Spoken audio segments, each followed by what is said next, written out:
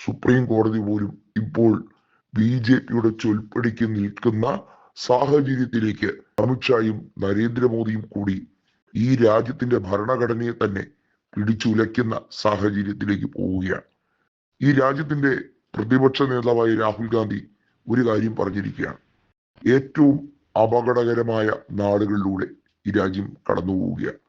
ജനാധിപത്യത്തെ ധ്വംസിച്ചുകൊണ്ട് സ്വേച്ഛാധിപത്യം നടപ്പിലാക്കാനുള്ള എല്ലാ പഴുതുകളും നോക്കുകയാണ്.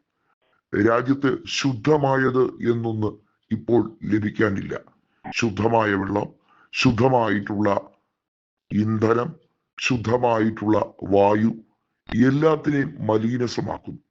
എന്നിട്ട് ചോദിച്ചാൽ പറയും അത് 10-60 കൊല്ലം ഈ രാജ്യം ഭരിച്ച കോൺഗ്രസിന്റെ പ്രധാനമന്ത്രിമാർ ചെയ്തു കൂട്ടിയതാണെന്ന് ഒരു ഉളുപ്പില്ലാതെ പറഞ്ഞു കളയും. ഈ രാജ്യം 1947 എങ്ങും എവിടെയും എത്താതെ എല്ലാ മാനദണ്ഡങ്ങളിലും പിറകെ നിന്ന ഒരു രാജ്യം ഇന്ന് ഏതെങ്കിലുമൊക്കെ നിലയിൽ വികസിച്ചിട്ടുണ്ടെങ്കിൽ അത് കോൺഗ്രസ് ചെയ്തതിന്റെ തുടർക്കഥയായി BJP ഏതെങ്കിലും രീതിയിൽ പാലങ്ങളോ റോഡുകളോ പണിതതിന്റെ ഭാഗമായി മാത്രമാണ്. അല്ലാത്ത പക്ഷം BJPക്ക് കോൺഗ്രസിനെ കുറ്റം പറയാനുള്ള എന്ത് അവകാശമാണ് ഈ രാജ്യത്ത് അവർ നടപ്പിലാക്കിയത്? ഒരിക്കലുമില്ല. ഈ രാജ്യത്ത് മായം കലർന്ന സാധനങ്ങൾ എല്ലാ തരത്തിലും വിൽക്കുന്നതിന്റെ സാഹചര്യങ്ങളാണ് ഇപ്പോൾ ഉള്ളത്. ഒരു രാജ്യത്ത് മായം ഏതൊക്കെ തരത്തിൽ കലർത്തിക്കൂടാ.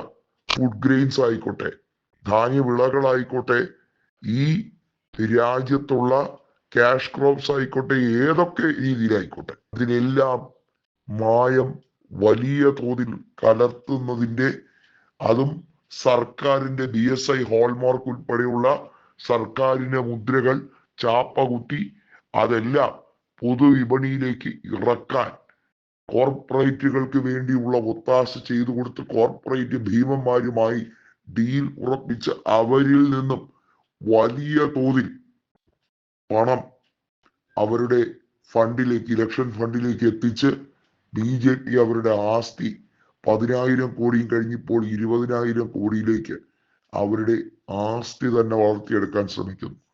അത് വിവിധ സംസ്ഥാനങ്ങളിൽ തെരഞ്ഞെടുപ്പിന് വേണ്ടി പമ്പ് ചെയ്ത് കൊടുത്തുകൊണ്ട് ആ സംസ്ഥാനങ്ങളിൽ നേതാക്കന്മാരെ തഴച്ചു വളരാൻ അവർ സാഹചര്യം ഒരുക്കും. ഇങ്ങനെയാണ് കള്ളപ്പണം അല്ലെങ്കിൽ അനധികൃതമായി സമ്പാദിക്കുന്ന പണം BJPയുടെ പ്രവർത്തകരിലേക്ക് കൃത്യമായി അത് ഡീസെൻട്രലൈസ് ചെയ്യുന്നത് എന്നുള്ളതിന്റെ തെളിവാണ് രാഹുൽ ഗാന്ധി വളരെ വ്യക്തമായി പറഞ്ഞിരിക്കുന്നത്.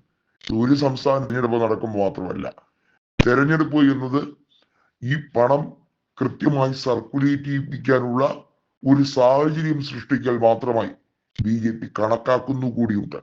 കാരണം ഈ തെരഞ്ഞെടുപ്പ് ഇല്ലെങ്കിൽ പോലും, ഈ തെരഞ്ഞെടുപ്പിൽ BJP പ്രവർത്തിച്ചില്ലെങ്കിൽ പോലും ജയിക്കാനുള്ള മെഷീൻ സംവിധാനങ്ങൾ അണിയറയിൽ അവർ ഒരുക്കുന്നുണ്ടല്ലോ.